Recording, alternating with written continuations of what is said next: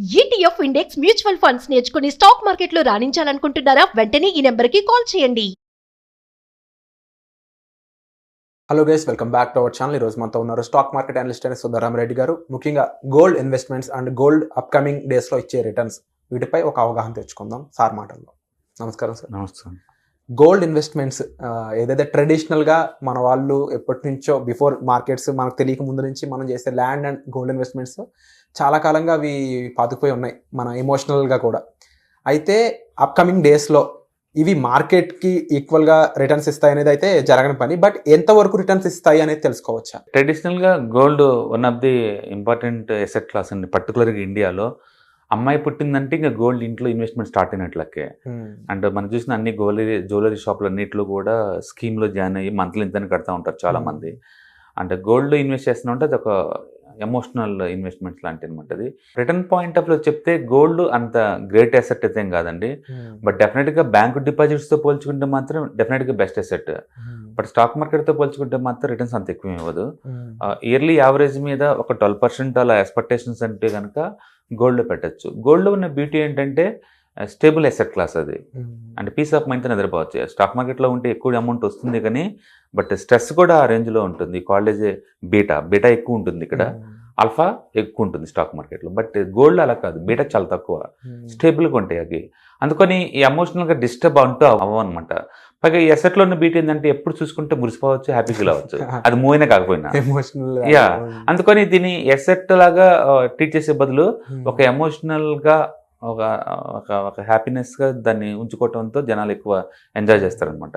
అందుకని ఈ rate of return point of లో చూస్తే మాత్రం 12% ఎక్స్పెక్ట్ చేయొచ్చు. మన డేటా కనుక చూసాం అనుకోండి, లాస్ట్ 1 yearలో 24% వచ్చిందండి.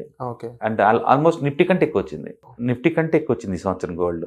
ఓకే, ఎందుకంటే charts all time high breakout అయినాయి. అన్ని సెంట్రల్ బ్యాంక్స్ అన్ని గోల్డ్ని కొంటా ఉన్నాయి. ఒక ఇండియన్ గవర్నమెంట్ వాళ్ళే, ఆర్బీఐ వాళ్ళు నెలకు వచ్చేకల్లా 9 టన్నులు గోల్డ్ కొంటున్నారు. చైనా వాళ్ళు 30 టన్స్ కొంటున్నారు. అంటే వరల్డ్ వైడ్గా గోల్డ్ సెంట్రల్ బ్యాంక్స్ కొంటాయి అనమాట. డాలర్ని డంప్ చేసుకుంటూ ఆ డాలర్ బదులు గోల్డ్ని స్టోర్ చేస్తున్నాయి. అందుకని ఈ సంవత్సరం పరిగెత్తని. బట్ అదర్వైజ్ అయితే ట్రెడిషనల్గా ఒక 12% అలా ఎక్స్పెక్ట్ చేయొచ్చు యావరేజ్గా. యా, మనం డేటా కనుక చూసాం, లాస్ట్ 1 year చూస్తే 24% ఉంది. అండ్ లాస్ట్ 5 years అంటే ఈ రోజు నుంచి 5 years బ్యాక్ వెళ్ళి నువ్వు పెట్టారనుకో ఇన్వెస్ట్మెంట్, నీకు వస్తున్న రిటర్న్స్ 14%. అండ్ 10 years ఈ రోజు నుంచి బ్యాక్ వెళ్ళి 10 years బ్యాక్ నువ్వు కనుక ఇన్వెస్ట్ చేస్తుంటే నీకు వచ్చింది 8.7%. అండ్ 15 years ఇప్పటి నుంచి బ్యాక్ వెళ్ళి ఒక 15 years బ్యాక్ వెళ్ళి పెట్టావనుకో ఇన్వెస్ట్మెంట్, నీకు వస్తుంది 10%. అంటే డేటా ఏంటంటే యావరేజ్ మీద బిట్వీన్ 8 అండ్ యావరేజ్ మీద 12% దాకా వస్తుంది. సో మనం యావరేజ్ 12% అనుకోవచ్చు. బట్ ఇందులో బీటీ ఏంటంటే వచ్చింది తక్కువైనా కూడా ఎమోషనల్ సాటిస్ఫాక్షన్ ఉంటుంది. అండ్ మార్కెట్ వోల్టాలిటీ పెద్దగా అవ్వదు. ఇది ఈరోజు మార్కెట్ దారుణంగా పడింది, చాలా ఎమోషనల్గా డిస్టర్బ్ అవుతారు పెట్టిన వాళ్ళందరూ. గోల్డ్ అలాంటివి ఉండవు, ఎందుకంటే రోజు ట్రాక్ చేయరు కదా, అది ఎప్పుడో అవసరమైనప్పుడే అమ్ముతారు అంతే, అదర్వైజ్ ఉండదు. కాబట్టి ఎవరైనా కన్జర్వేటివ్గా ఉండి బ్యాంకుల్లో డిపాజిట్ చేసే బదులు, లేదా అగ్రికల్చర్ ల్యాండ్ ఇలాంటివి కొనే బదులు ఈ గోల్డ్ ఇన్వెస్ట్ చేయడం ద్వారా మనకి యావరేజ్ రిటర్న్స్ మనం 12% ప్రయాణం చొప్పున తీసుకోవాలి. సో ఇందులో మళ్ళీ గోల్డ్కి సంబంధించిన ఇన్వెస్ట్మెంట్లో చూసుకుంటే ornaments or gold biscuits versus sovereign gold bonds ఎంతవరకు డిఫరెన్స్ ఉండొచ్చు? బేసికల్గా సోవరింగ్ గోల్డ్ బాండ్ బెటర్ అండి. నీకు 2.5% వడ్డీ ఫ్రీగా ఇస్తారు గోల్డ్ ప్రైస్తో పాటు.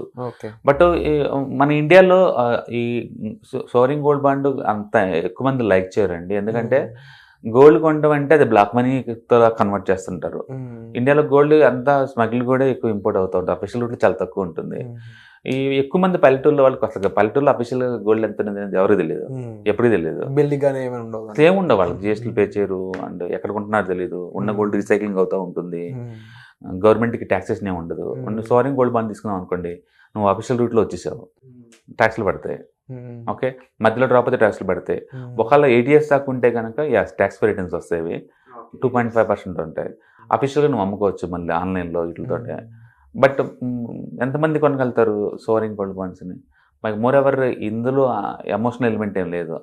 అందుకని గవర్నమెంట్ వాళ్ళు ఎంత పుష్ చేసినా ఈ సోవరింగ్ గోల్డ్ బాండ్స్ అనేది అంత ఎక్కువ సక్సెస్ అవ్వదు. బట్ ట్రెడిషనల్ కంపేర్ చేసుకుంటే కొన్ని వేల కోట్లని కొంతవరకైనా జనాలను ఇటు మార్చింది అనమాట అది. ఓకే, అంతవరకు కొంత గుడ్ థింగ్ అనమాట అది. అట్లీస్ట్ మోడర్న్ పీపుల్ గోల్డ్ని ఇన్వెస్ట్మెంట్ లాగా అనుకునే వాళ్ళు ఫిజికల్ గోల్డ్తో పోల్చుకుంటే కొంతమంది దీంట్లో రాగలిగారు.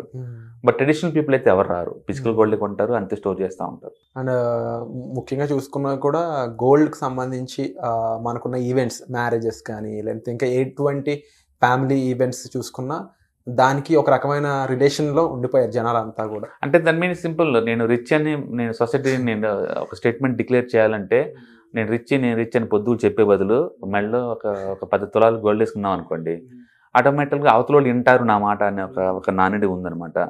అది లేని వాళ్ళు ఏమో రోల్డ్ వేసుకుంటారు, ఉన్న వాళ్ళు ఏమో గోల్డ్ వేసుకుంటారు.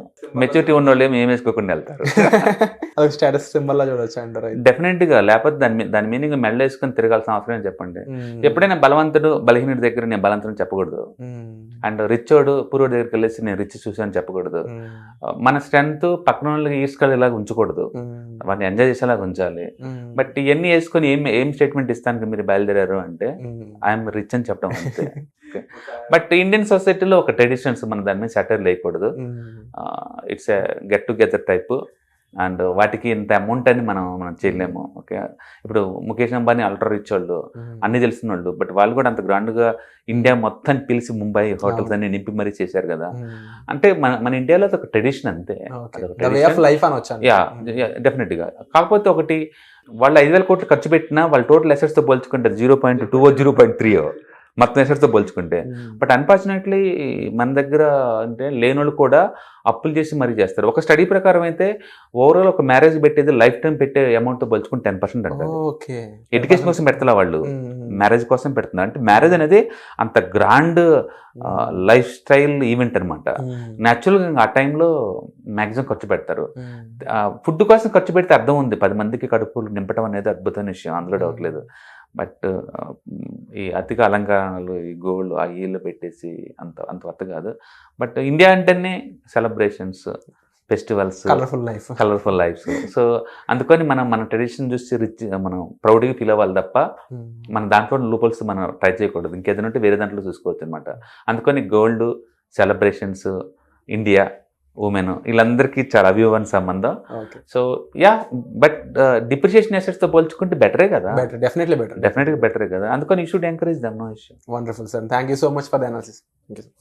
సుమన్ టీవీలో మీ పర్సనల్ అండ్ బిజినెస్ ప్రమోషన్స్ కోసం కింది నెంబర్కి కాంటాక్ట్ చేయండి.